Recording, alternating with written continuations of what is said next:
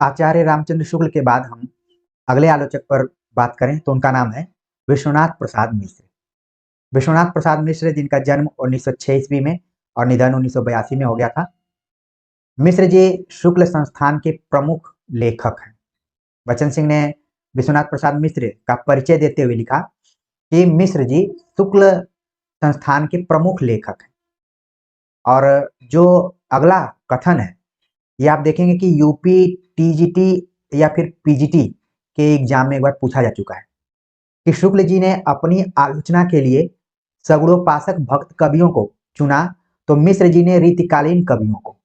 ये देखिए यहाँ पर कंट्राडिक्शन टाइप का कथन कि जहां आचार्य रामचंद्र शुक्ल ने अपनी हिंदी आलोचना में सगुणोपासक भक्त कवियों को चुना, जिसमें आप देख रहे हैं कि सूर्य तुलसी का नाम प्रमुख रूप से है, तो वहीं मिश्र जी ने रीतिकालीन कवियों को चुना है। जिस रीतिकाल को इतिहास लेखक या फिर हिंदी साहित्य इतिहास कार जो थे वो उपेक्षित रख रहे थे, लेकिन विश्वनाथ प्रसाद मिश्र ने उसको एक चुनौती के रूप में लिया। तो इस कथन को ध्यान में जरूर रखिए, तुलनात्मक तरीके से पूछ लिया जाता है।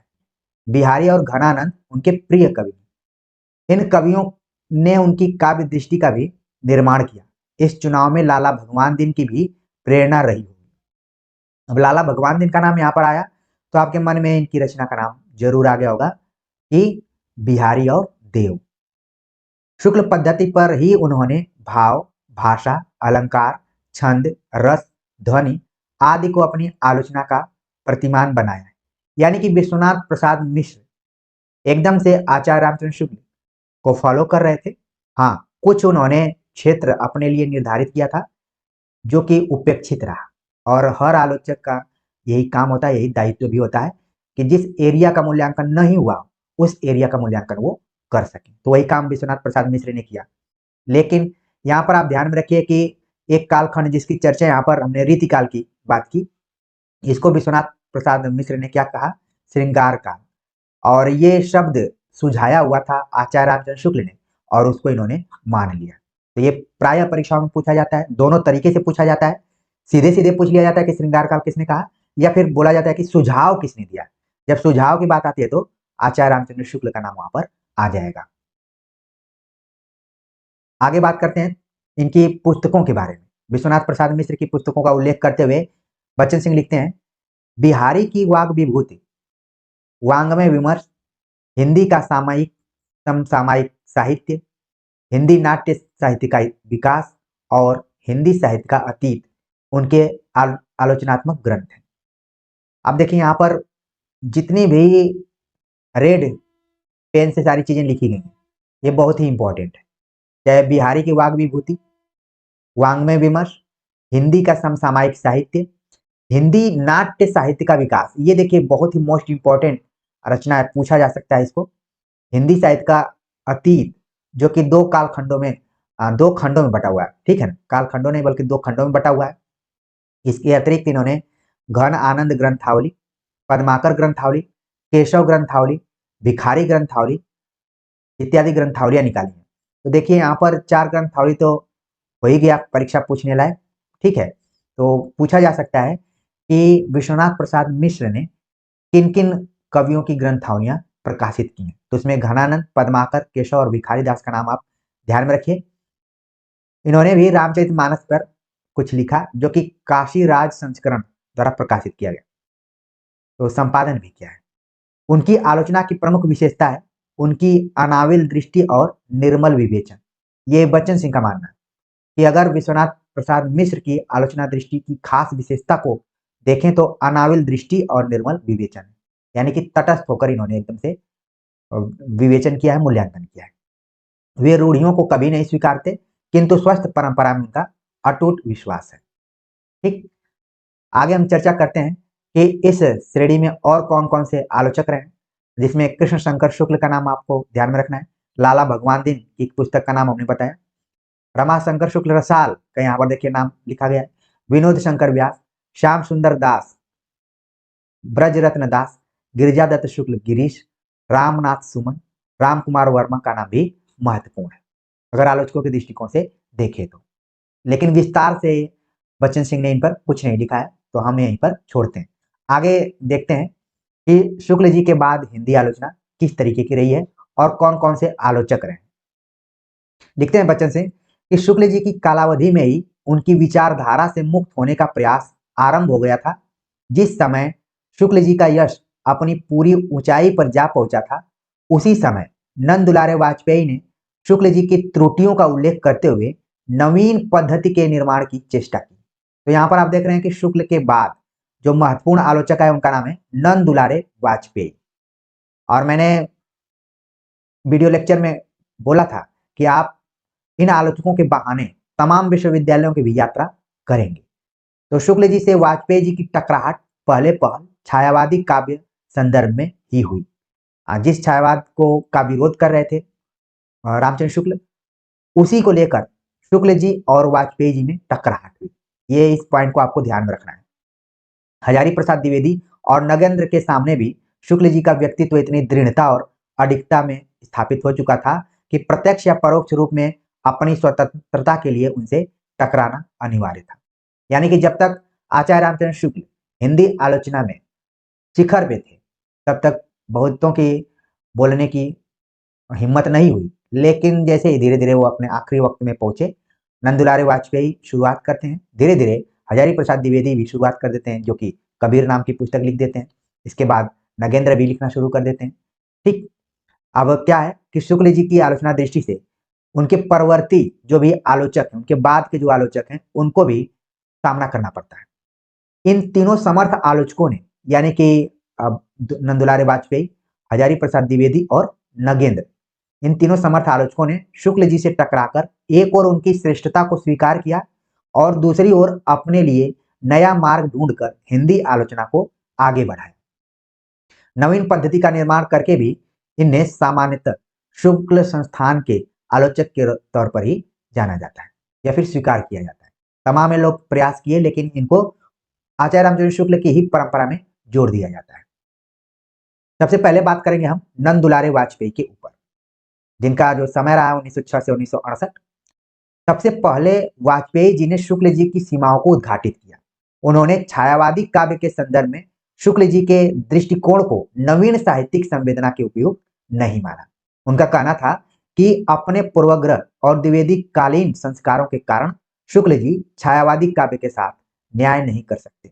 वाजपेयी जी की समीक्षात्मक दृष्टि के निर्माण में छायावादी काव्य का प्रमुख योग रहा है। उनकी नूतन कल्पना, छवियों, भावों और भाषा रूपों की ओर वे विशेष आकृष्ट हुए। अपने मध्यकालीन संस्कारों में रत्नाकर और साकेत की रुआंसी अभिव्यक्तियां उन्हें अनाकर्षक लगी। तो आप देख रहे हैं कि छायावाद का पहली बार अगर कोई व्यवस्थित ढंग से मूल्यांकन करने का प्रयास करता है तो वह है नंद दुलारे वाजपेयी।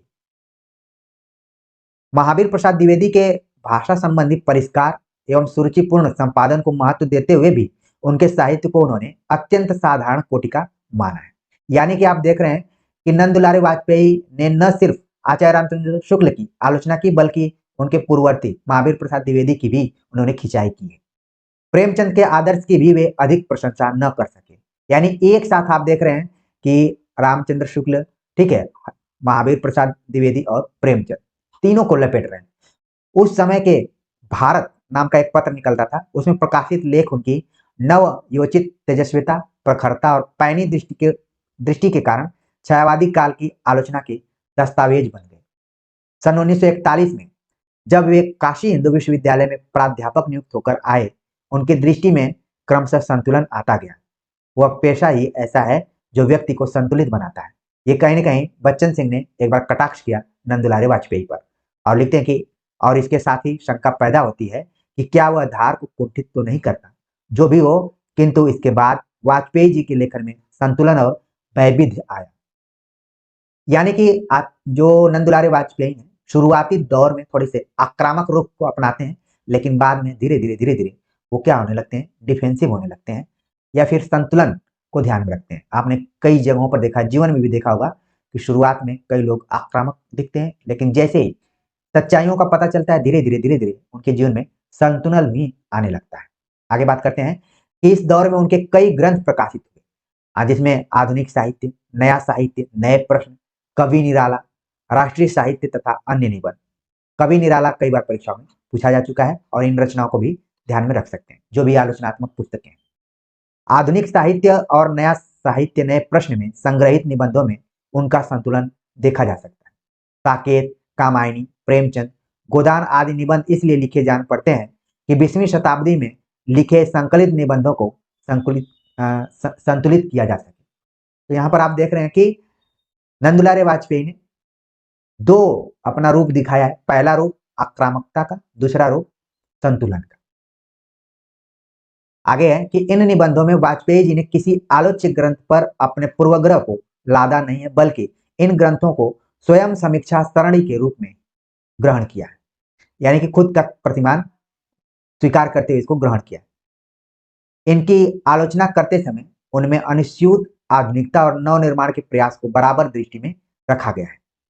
काव्य में उन्होंने मुख्यतः सौंदर्यानुसंधान किया है। ये देखिए बहुत ही महत्वपूर्ण चीज यहाँ पर पूछा गया है, ठीक है। इसीलिए इनको कई बार सौष्ठववादी आलोचक भी माना जाता है, जिन्होंने ज्यादातर सौंदर्य का अनुसंधान अपने आलोचना में किया हुआ है, और वह सौंदर्यानुसंधान जीवन चेतना से संपृक्त है, किंतु कथा और नाटक के आलोचना के क्षेत्र में वे मुख्य रूप से मूल जीवन चेतना और सामाजिक प्रभाव और उसके परिदृश्य का आकलन करते हैं। जैनेन्द्र के सीमित दृष्टिकोण, वैविध्यहीनता, काल्पनिकता और ह्रासोन्मुखी मूल्यों पर कदाचित पहली बार प्रहार किया। न सिर्फ प्रेमचंद पे बल्कि जैनेन्द्र को भी नहीं छोड़ा। इसी तरह शेखर एक जीवनी।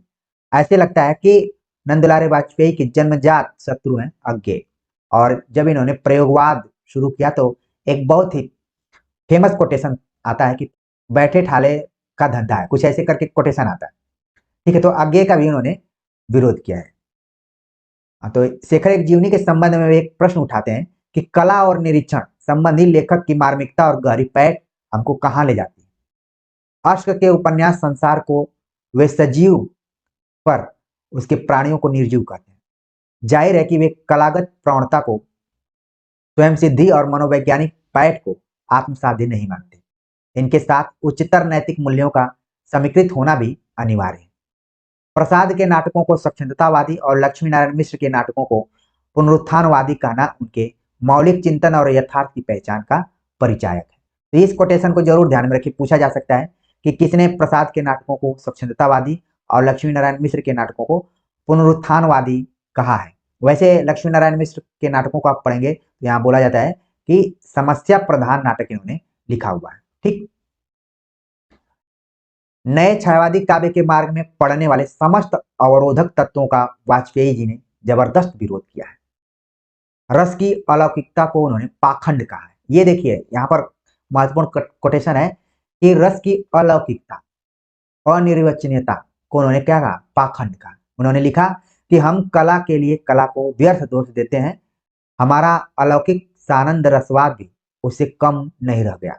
यानी कहीं न कहीं शुक्ल जी को वे आड़ो हाथों लेते हैं और बोलते हैं कि आड़े हाथों लेते हैं और बोलते हैं कि जो व्यक्ति या फिर आलोचक कहते हैं कि कलावाद खराब है, कला कला के लिए नहीं है, बल्कि वो जब रस की बात कर रहा है और उसमें अलौकिकता की चर्चा कर रहा है तो वो भी कहीं न कहीं कम दोषी नहीं, वो कम व्यर्थ नहीं है, वो भी कुछ वैसा ही है जैसे कला कला के लिए।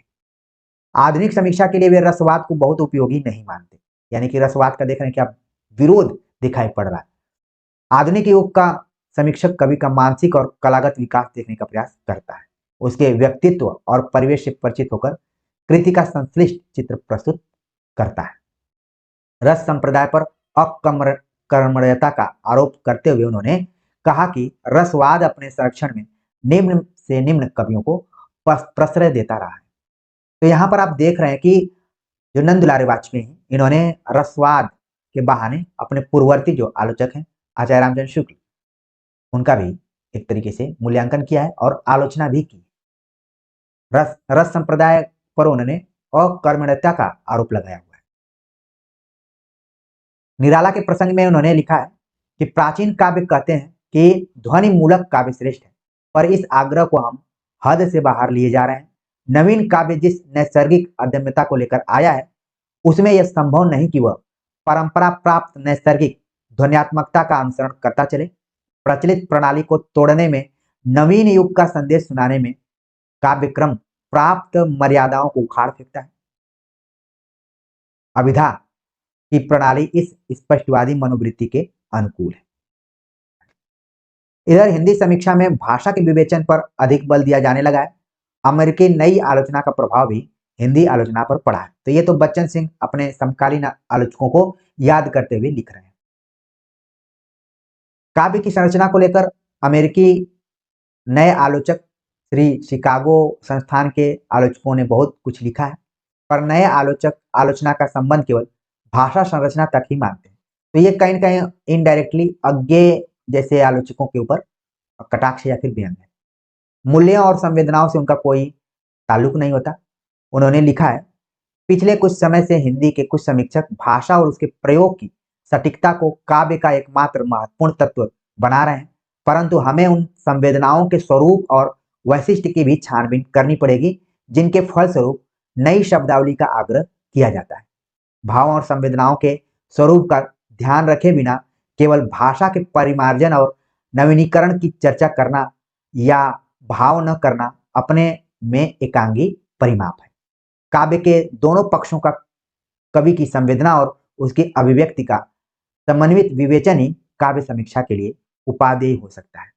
अंत में यह विचारणीय होता है कि वाजपेयी जी की समीक्षा को क्या कोई एक नाम दिया जा सकता है। सवाल उठा रहे हैं कि जिस हिसाब से नंदलाल वाजपेयी ने समीक्षा के प्रतिमानों को गढ़ने की कोशिश की है, तो क्या उसको कोई नया नाम दिया जा सकता है।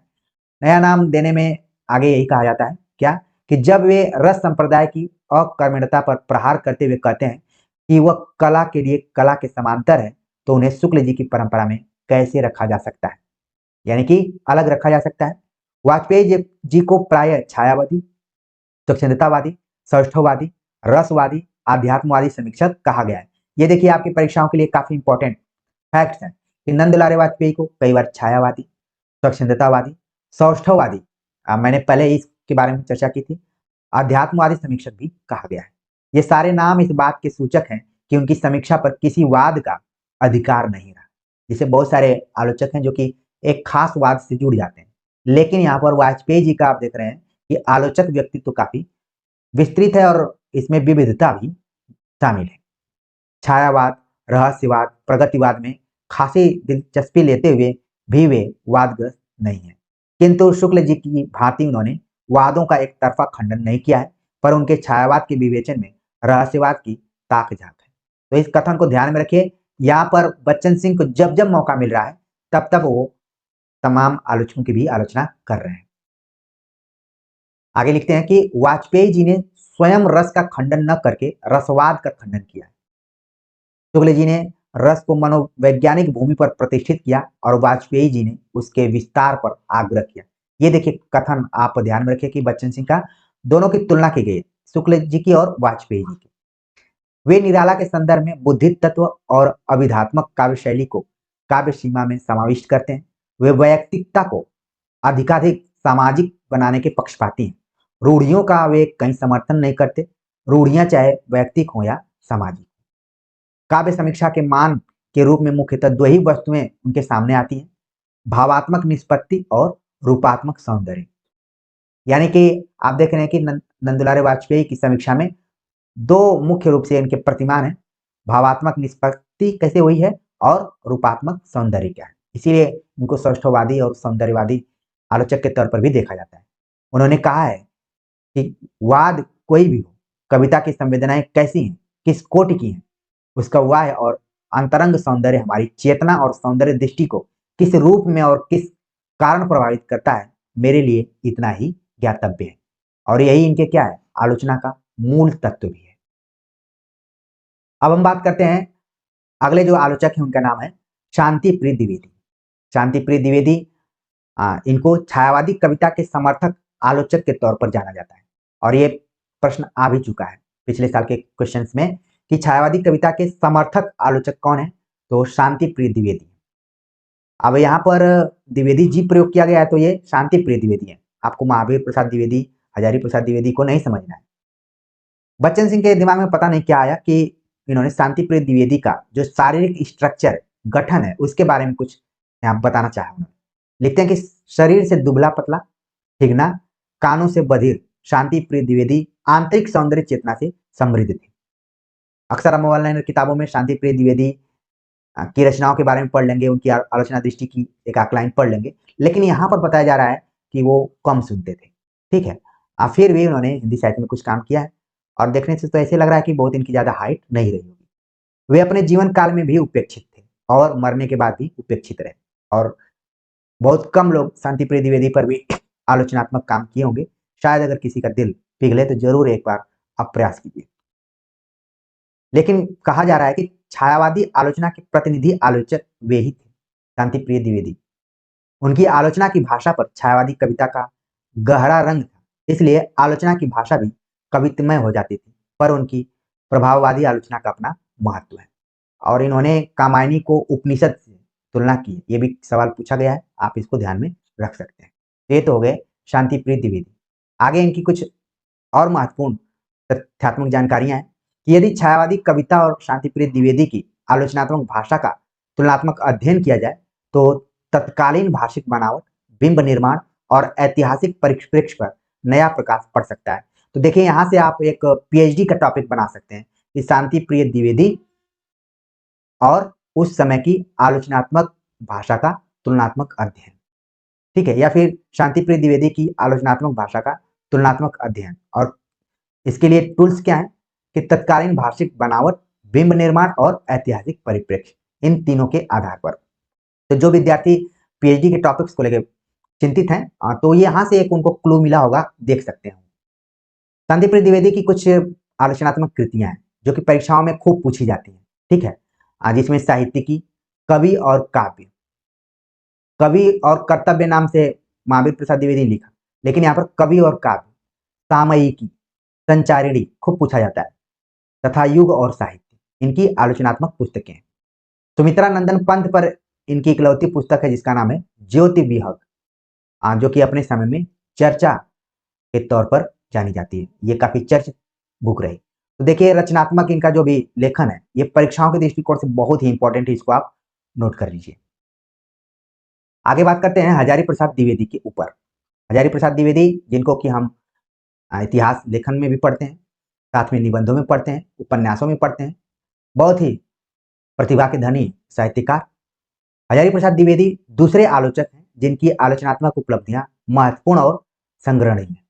यद्यपि उन्होंने सन 1940-41 से पहले ही लिखना आरंभ कर दिया था, लेकिन इनकी पहली पुस्तक हिंदी साहित्य की भूमिका 1940 में प्रकाशित हुई। इसे उनके सिद्धांतों की बुनियादी पुस्तक कहा जा सकता है। यानी कि हजारी प्रसाद द्विवेदी के आलोचक रूप के आरंभ को देखना चाहते हैं या फिर शुरुआती दौर को देखना चाहते हैं तो आपको हिंदी साहित्य की भूमिका जरूर पढ़नी चाहिए। इसी पुस्तक में उन्होंने आलोचना की ऐतिहासिक पद्धति, एक देख रहे हैं नई पद्धति का यहाँ पर प्रयोग किया गया, आलोचना की ऐतिहासिक पद्धति की प्रतिष्ठा की। उनका कहना है कि किसी ग्रंथकार का स्थान निर्धारित करने के लिए क्रमागत सामाजिक, सांस्कृतिक एवं जातीय परंपरा का, सांस्कृतिक विरासत का पर्याप्त बोध या फिर ज्ञान होना चाहिए। बोध का अर्थ यहाँ पर है समझदारी से, कोरे पांडित्य से नहीं। यानी कि अगर आप आलोचना कर रहे हैं और खासतौर से ऐतिहासिक पद्धति के आधार पर कर रहे हैं तो आपको क्या क्या जानकारी होनी चाहिए, सामाजिक रूप से जानकारी होनी चाहिए, सांस्कृतिक रूप से, और जातीय परंपरा या फिर जो आपकी सांस्कृतिक विरासत है उसकी समझदारी होनी चाहिए। एक तो होता है ज्ञान, लेकिन ज्ञान के साथ जुड़ा हुआ है समझदारी। द्विवेदी जी में बोध और पांडित्य का अद्भुत मिश्रण है। नवीन मानवतावाद और समाजशास्त्रीय दृष्टिकोण के कारण उनका पांडित्य लचीला और बोध आधुनिक बन जाता है। ये देखिए कथन है बच्चन सिंह का हजारी प्रसाद द्विवेदी के बारे में। आगे लिखते हैं कि द्विवेदी जी भी मुख्यतः शुक्ल संस्थान के ही आलोचक हैं, फिर भी वे अपने मानवतावादी दृष्टिकोण तथा ऐतिहासिक पद्धति के कारण शुक्ल जी से अलग हो जाते हैं। यानी कि कहीं न कहीं शुक्ल जी के बाद के जो आलोचक हैं उनका संबंध शुक्ल जी से जुड़ा हुआ है, लेकिन अपनी कुछ खास विशेषताओं की वजह से ये लोग भिन्न भी हैं, अलग भी हैं। और जब द्विवेदी जी की बात किया जाए तो मानवतावादी दृष्टिकोण और ऐतिहासिक पद्धति, इन दोनों की वजह से ये क्या है, अलग है। द्विवेदी जी के पहले मनुष्य की महिमा और मानवीय मूल्यों में इतनी गहन आस्था किसी आलोचक ने नहीं व्यक्त की।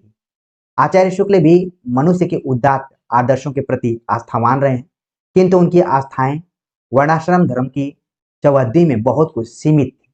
मनुष्य की महिमा की प्रतिष्ठा आधुनिक युग की चेतना का परिणाम है, जिसका प्रादुर्भाव छायावादी कविता के साथ साथ होता है। आगे लिखते हैं कि द्विवेदी जी की पहली पुस्तक सुर साहित्य में छायावादी भावुकता का प्राधान्य हो गया है, इसलिए विचार का पक्ष बहुत कुछ दब गया है। किंतु सन 1940 में उनमें जो परिपक्वता दिखाई पड़ी, उसमें हिंदी की आलोचना पद्धति और ऐतिहासिक दृष्टिकोण पर गहरा प्रभाव पड़ा। जिस नैरंतर्य की आरंभ में चर्चा की गई है, वह सन 1940 में ही वैचारिक स्तर पर प्रतिष्ठित हुआ। तो वैसे तो देखा जाए तो द्विवेदी जी की जो आलोचनात्मक पहली पुस्तक है वो क्या है, सुर साहित्य है। फिर बाद में हिंदी साहित्य का जो मैंने बताया कि जो पुस्तक है जिसका नाम है हिंदी साहित्य की भूमिका, इसका प्रकाशन। ठीक, अगर हम देखें जो हजारी प्रसाद द्विवेदी का आलोचनात्मक काम रहा है, कबीर के अध्ययन में उनके दृष्टिकोण का प्रायोगिक रूप स्पष्ट हुआ है। उन्होंने कबीर को सामाजिक, सांस्कृतिक, धार्मिक और साहित्यिक नैरंतर्य से व्यापक परिप्रेक्ष्य में देखा है। किसी कवि से मूल्यांकन के लिए क्रमागत परंपरा और समसामयिक संदर्भ दोनों उपयोगी होते हैं, पर शर्त है कि इनका उपयोग उसकी कृति का मूल्यांकन करने के लिए किया जाए। इस नैरंतर्य के साथ साथ कबीर के नए मूल्यांकन में उनकी आधुनिकतावादी दृष्टि का भी पर्याप्त योग रहा है। उन्होंने बताया है कि क्या भाव, क्या भाषा, क्या अलंकार, क्या छंद, क्या पारिभाषिक शब्द, सर्वत्र वे ही सिद्धयोगी कबीर दास के मार्गदर्शक थे। कबीर की भांति ये साधक नाना मतों का खंडन करते थे, सहज और शून्य में समाधि लगाने को कहते थे। सहज यानी सिद्धों और नाथपंथी योगियों का अक्खड़पन कबीर में पूरी मात्रा में। ये देखिए, यहां से आप कथन के तौर पर देख सकते हैं। परंतु कबीर की महत्ता इस अनुवर्तन में नहीं थी, बल्कि मनुष्य मनुष्य के बीच जो रागात्मक संबंध है उसके उद्घाटन में थी। कबीर के भाषागत वैशिष्ट्य पर भी पहले पहल उन्हीं की दृष्टि गई, यानी कि हजारी प्रसाद द्विवेदी की। आज तक हिंदी में ऐसा व्यंग लेखक नहीं पैदा हुआ। उनकी साफ चोट करने वाली भाषा, बिना कहे भी सब कुछ कह देने वाली शैली और अत्यंत सादी किंतु अत्यंत तेज प्रकाशन भंगी अनन्य असाधारण है। परंतु बीच बीच में उनकी भावुकता उनका साथ नहीं छोड़ती है। भाषा के संबंध में ही वे आगे लिखते हैं, भाषा पर कबीर का जबरदस्त अधिकार था। वे वाणी के डिक्टेटर थे। जिस बात को उन्होंने जिस रूप में प्रकट करना चाहा है, उसे उसी रूप में कहलवा लिया। बन गया तो सीधे सीधे, नहीं तो दरेरा देकर। ये जो देख रहे हैं आप कथन, महत्वपूर्ण परीक्षाओं में सब आते रहते हैं। आगे है कि भाषा कुछ कबीर के सामने लाचार सी नजर आती है। ये भी कोटेशन खूब पूछा जाता है। किसका है? हजारी प्रसाद द्विवेदी का। द्विवेदी जी का आधुनिक दृष्टिकोण और नवीन मानवतावाद राबिंद्रिक, क्योंकि हजारी प्रसाद द्विवेदी का कुछ समय बंगाल में भी बीता हुआ है, जहाँ से बंगाल साहित्य का भी प्रभाव पड़ा और रविन्द्रनाथ ठाकुर का भी प्रभाव पड़ा है। तो राबिंद्रिक मानवतावाद से बहुत दूर तक प्रभावित हैं, परंतु वह उसकी प्रतिकृति नहीं है, यानी कि उसकी नकल नहीं है। रूमानियत से अलग होते हुए भी वह एक हद तक उससे मुक्त है। दूसरे शब्दों में वह अपेक्षाकृत यथार्थ के अधिक निकट है, यद्यपि उन्हें यथार्थवादी नहीं कहा जा सकता है। रवि बाबू और द्विवेदी जी का अंतर बंगाल और उत्तर प्रदेश की भूमिका भी हो सकता है। यह मानवतावाद मध्यकालीन मानवतावाद से भिन्न है। एक मानवतावाद धर्म और ईश्वर पर आधारित था, दूसरा मनुष्य की ऐहिक दृष्टि और मूल्य मर्यादा बोध पर स्थित है। और एक कथन आप लोगों ने पढ़ा होगा कि पूछा जाता है कि मैं साहित्य को मनुष्य मात्र में देखने का पक्षपाती हूँ। तो ये हजारी प्रसाद द्विवेदी, कई बार रविन्द्रनाथ ठाकुर का भी नाम उसमें लिख दिया जाता है। तो कहीं ना कहीं ये जो कथन है एक दूसरे को प्रभावित करते हैं। हजारी प्रसाद द्विवेदी को ही आपको ध्यान में रखना है। वह नवीन मानवतावाद मनुष्य के मर्त्य जीवन को किसी प्रकार के पाप फल भोगने का परिणाम न समझकर उसे उसी दुनिया में दुख शोक से बचाना और सुख समृद्धि से संपन्न करना चाहता है। उसे दैविक कृपा पर न निर्भर रहकर अपने ही क्रियाकलापों पर निर्भर रहना पड़ता है। ये सारे क्रियाकलाप पशुत्व और जड़त्व से ऊपर उठने में निहित है। पशुत्व से उनका अभिप्राय है जीव शास्त्रीय लालसा की पूर्ति, और जड़ता का मतलब है परिवर्तित होने की क्षमता का अभाव। द्विवेदी जी का कहना है जीव शास्त्रीय लालसा से मुक्त होना मनुष्य का ऐश्वर्य है। प्रयोजनातीत पदार्थ का नाम प्रेम भक्ति है, मनुष्यता है। ये देखिए, यहाँ से कोटेशन को जरूर आप ध्यान में रखिए। इसी को वे साहित्य का कर्म कहते हैं। उनकी दृष्टि में साहित्य का मर्म वही समझ सकता है, इसको मर्म आप लिख लीजिए, साहित्य का मर्म वही समझ सकता है जो साधना और तपस्या का मूल्य समझे। मनुष्य धर्मी जीवन पशु सुलभ धरातल से ऊपर उठ जाता है। एक दूसरे स्थान पर वो लिखते हैं कि जो साहित्य हमारी वैयक्तिक क्षुद्र संकीर्णताओं से ऊपर उठा ले जाए और सामान्य मनुष्यता के साथ एक करा के अनुभव कराए, वही उपादेय है। उसके भाव पक्ष के लिए किसी देश विदेश की नैतिक आचार परंपरा का मुंह जोना आवश्यक नहीं है। हमें दृढ़ता से केवल एक बात पर अड़े रहना चाहिए, और वह यह कि जिसे काव्य नाटक उपन्यास साहित्य कहकर हमें दिया जा रहा है, वह हमें पशु सामान्य मनोवृत्ति से ऊपर उठाकर समस्त जगत के सुख दुख समझने की सहानुभूति पूर्ण दृष्टि देता है या नहीं देता है। यानी जो हम रचनाएं पढ़ रहे हैं, साहित्य पढ़ रहे हैं, वो हमें मनुष्य बनने के लिए सक्षम बनाने में सक्षम है कि नहीं है। द्विवेदी जी का मानवतावाद आदर्शवादी मानवतावाद है, लेकिन यह आदर्श यथार्थ से अलग है। इसीलिए उन्हें न तो शुद्ध रोमांटिक कहा जा सकता है और न ही शुद्ध यथार्थवादी। अपने रोमांटिक आदर्शों के कारण न तो वे आदर्शवादी हैं और न ही यथार्थवादी मूल्यों के कारण कोरे रोमांटिक हैं। वे वैज्ञानिक मानवतावाद की श्रेणी में भी नहीं गिने जा सकते, क्योंकि कोरी भौतिक प्रगति और सामाजिक सुख सुविधा तक ही वे अपने को सीमित नहीं कर पाते। तो यहाँ पर द्विवेदी जी को किस खाने में रखा जाए, उसके बारे में चर्चा कर रहे हैं डॉक्टर बच्चन सिंह। आगे लिखते हैं कि अपने हिंदी साहित्य ग्रंथ में तथा अन्यत्र भी उन्होंने सूर तुलसी आदि का मूल्यांकन मानवतावादी दृष्टिकोण से किया है। तो हजारी प्रसाद द्विवेदी की आलोचना के जो केंद्र में है या फिर बीज बिंदु में कहूं तो है मानवतावादी दृष्टि। प्रेमचंद का आकलन भी मानवतावादी दृष्टि से हुआ है और यही उनकी श्रेष्ठता का मेरुदंड है। उनके आलोचनात्मक विश्लेषण में आत्मसमर्पण, विनीत मनोभाव, त्याग साधन, तपश्चर्या, संयम शब्द बार बार प्रयुक्त हुए। इससे स्पष्ट है कि जिन रचनाओं में इन मानवीय गुणों पर अधिक बल मिलता हो, उन्हें वे श्रेष्ठ कृतियों की संज्ञा देंगे। इसी को वे प्रयोजनातीत भी कहते हैं। द्विवेदी जी ने मनुष्य को साहित्य और रस का पर्याय मान लिया। इससे एक बड़ी बाधा यह उत्पन्न होती है कि साहित्य और असाहित्य के बीच कोई विभाजक रेखा है या नहीं है, या खींची जा सकती है। साहित्य पहले साहित्य है, इसके बाद कुछ और है। द्विवेदी जी की आलोचना में साहित्य का पक्ष सूख जाता है, केवल कुछ और पक्ष ही विवेचित होता है। वस्तुतः उनका ठीक ठीक मूल्यांकन व्यावहारिक समीक्षा के आधार पर किया जाना चाहिए। वे विचारों के समीक्षक हैं। उनका महत्व साहित्य के मूल्यों के बदलने तथा उन्हें नवीन मानवतावादी मूल्यों से जोड़ने में। ठीक है, अगर हम आगे बात करें तो हिंदी साहित्य के आदिकाल का उन्होंने पुनर्मूल्यांकन किया।